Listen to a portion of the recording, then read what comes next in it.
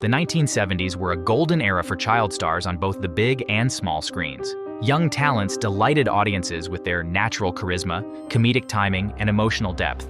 For many, their claim to fame came through hit shows like The Partridge Family, Diff'rent Strokes, and Little House on the Prairie. Others won over critics and fans in blockbuster films. But for numerous child stars, extraordinary fame and success came at an extraordinary price. Away from the cameras, many struggled under immense pressure and faced exploitation. Tragically, superstardom proved too much too soon for several of these young performers. Coleman charmed millions as wisecracking Arnold Jackson on Diff'rent Strokes. With his exaggerated eye rolls and quippy catchphrases, Coleman quickly became a 1970s pop culture icon. At the height of his fame, the diminutive star pulled in $100,000 per episode. But Coleman saw little of those riches. His earnings were grossly mismanaged by trusted adults, leaving him nearly broke. As opportunities dried up after Diff'rent Strokes ended, Coleman sued his parents and former manager over stolen funds.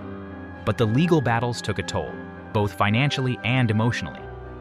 In adulthood, Coleman continued to face serious health issues that first emerged in childhood.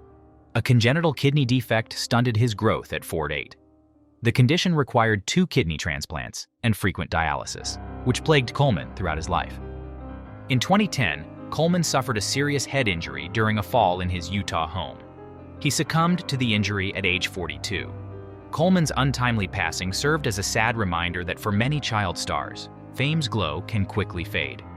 Bridget Anderson. In 1982, a bubbly 7-year-old Bridget Anderson lit up screens as the precocious title character in the film Savannah Smiles. With her energetic charm and expressive eyes, Anderson became the embodiment of childhood innocence. But in her teenage years, Anderson spiraled downward. She developed a drug addiction that derailed her career. The former child star struggled to find acting work and slipped into a pattern of abuse. At just 21, Anderson died alone from an overdose. Her tragic story reflected the dark side of show business for child performers. Plato. As girl next door Kimberly on Diff'rent Strokes, Plato won over viewers each week. But Plato could not translate her sitcom popularity into an adult acting career. She struggled to shed the wholesome image cemented by her teen star-making role. Plato poses nude in Playboy in a bid to be taken seriously as an adult performer. But the move only damaged her credibility. By the late 80s, jobs had dried up completely. To support herself, Plato resorted to robbing a Vegas video store at gunpoint. The desperate act brought intense media mockery of her downfall. In 1999, Plato died at 34 from an apparent prescription drug overdose. Her posthumous toxicity report showed no illicit drugs in her system. Many believed Plato's death was the tragic outcome of her long battle for acceptance beyond her tarnished child star image. River Phoenix. River Phoenix's raw talent and ethereal beauty shot him to stardom in the 1980s as one of Hollywood's most promising young actors. With Stand By Me and Running on Empty, the teen idol transitioned smoothly into respected dramatic roles.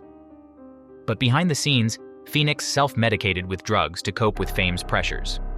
On Halloween night 1993, he suffered a fatal overdose outside Johnny Depp's Viper Room nightclub. The rising star was just 23 years old.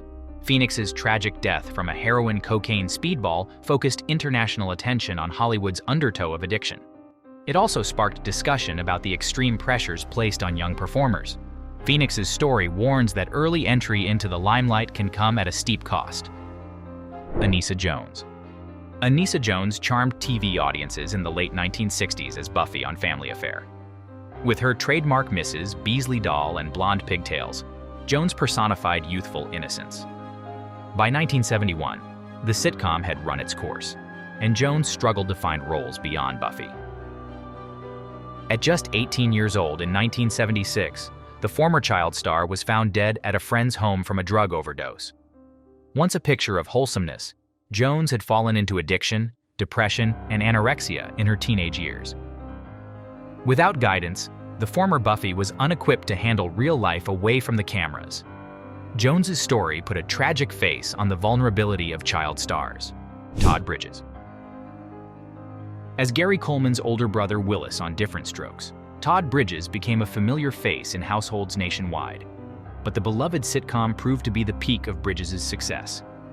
Legal troubles and crack cocaine addiction plagued Bridges after the show's end. In a devastating downward spiral, he was tried for attempted murder in 1990 before being acquitted on grounds of self-defense. Bridges eventually achieved sobriety after years of turmoil, but his story stands as a cautionary tale about growing up in the spotlight's glare. Heather O'Rourke. As Carol Ann Freeling in Steven Spielberg's Poltergeist films, Heather O'Rourke delivered an iconic performance that embodied childhood innocence. With her long blonde hair and soft voice, the child actress won over audiences. But at age 12, O'Rourke became seriously ill. After an initial misdiagnosis, doctors discovered an acute bowel obstruction. O'Rourke was rushed into surgery, but shockingly passed away from cardiac arrest during recovery. Her sudden death at such a tender age shocked fans and co-stars alike. O'Rourke's passing highlighted how fame's rewards are not without risks for child performers. Her funeral drew thousands of mourners. Haim, teen heartthrob. Haim lit up the silver screen in 1980s classics like The Lost Boys and Lucas. His magnetic charisma and puppy dog eyes propelled him to the top of Hollywood's young actor A-list. But Haim's meteoric rise came crashing down as his life deteriorated into a haze of addiction. He made multiple attempts at recovery and a career comeback, but could not overcome his demons. In 2010, Haim died at just 38 from pneumonia complications, exacerbated by his drug abuse. Another talented 1980s child star, Corey Feldman, paid tearful tribute at Haim's funeral. Feldman emphasized that Haim's substance struggles were Hollywood's worst-kept secret. His untimely death represented a monumental loss for 1980s youth culture. Judith Barcy. Gifted young actress Judith Barcy won fans' hearts with endearing roles in 70s and 80s films like Jaws, The Revenge. At 10 years old, it seemed like Barcy had a bright future ahead in Hollywood. But behind closed doors, Barcy endured severe abuse at the hands of her father, Joseph, an alcoholic with violent tendencies. After threats against his family, Joseph shot and killed Judith and her mother in a horrific murder-suicide in 1988. The tragedy stunned Hollywood, which was unaware of Barcy's home life turmoil.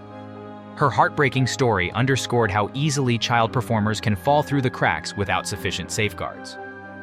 Jonathan Brandis. Charming child star Jonathan Brandis captured the audience's affection on TV's Sequest DSV in the early 90s. Brandis portrayed a teenage computer genius and seemed poised for a stellar career trajectory. But the former child actor later struggled to find meaningful adult roles outside his wholesome, boyish image. As opportunities dwindled, Brandis spiraled into depression and alcohol abuse. Tragically, he died by suicide in 2003 at the age of 27. Brandis's tragic death shocked Hollywood and recalled other child stars who lost their way after early fame. Friends believed that losing his identity as a teenage star profoundly impacted Brandis's mental health over time. His story reflects the harsh realities of growing up in the spotlight. Sawyer Sweeten. As middle child Jeffrey Barone on Everybody Loves Raymond, Sawyer Sweeten was a pint-sized scene stealer. Fans delighted in his portrayal of the mischievous but lovable middle sibling. Sweeten acted alongside his real-life twin brothers for nearly a decade on the hit family sitcom. But at just 19 years old in 2015, Sweeten died by suicide while visiting family in Texas. His motives remain unclear. The shocking loss stunned his former co-stars and fans who watched Sweeten grow up on screen each week. While no longer a child actor, Sweeten's death underscored the immense pressures faced by young performers in the spotlight. Friends emphasized his kind heart and urged a focus on mental health awareness. Brad Renfro. In 1994, charismatic 11-year-old Brad Renfro gave an Oscar-nominated performance opposite Susan Sarandon in The Client. Renfro's raw talent seemed destined for greatness, but the former child star was unable to translate early success into a thriving adult career. Renfro's increasing substance abuse habits led to multiple arrests. In 2008, he tragically died from a heroin overdose at age 25. The rising star's shocking death underscored the all-too-frequent tragedy of unfulfilled potential in Hollywood. It became another in a long line of child star cautionary tales. The entertainment industry has come a long way in protecting its young stars since the turbulent days of the 1970s and 80s. But the tragic tales of performers like River Phoenix, Haim, and Judith Barcy still echo as cautionary reminders. Their stories give human faces to the darker side of Hollywood and child stardom. While regulations aim to shield today's young entertainers, the pressures of early fame remain. We, as audiences, carry some responsibility too. Child stars are still children first. If we place impossible expectations on them, it can come at a steep psychological cost. As consumers, we must remember that behind every young star is a real human being. They deserve not just protection and guidance, but patience and support. Thanks for joining me as we looked back on 13 heartbreaking stories of child stars who deserved so much better. Let's keep their memories alive by learning from the past.